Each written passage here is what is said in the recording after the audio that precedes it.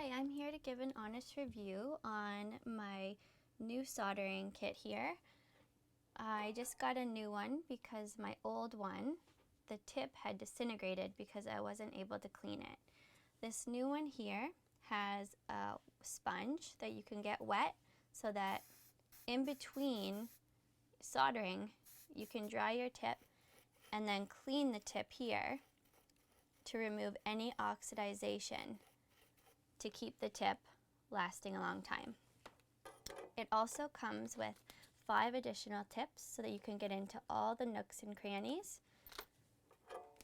It is very hot. It has a temperature dial that goes from 1 to 8, and I just set it at 5.5.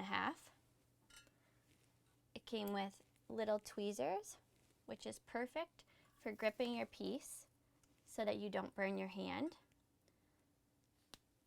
It gets very hot at 5.5 that the solder will just flow very quickly. With my last one, it didn't get this hot, so you never knew if you were going to get a good flow. This one flows perfectly. And when you want to clean the tip, you just rub it on there, remove any excess solder, and then dip it back into the brass tip cleaner.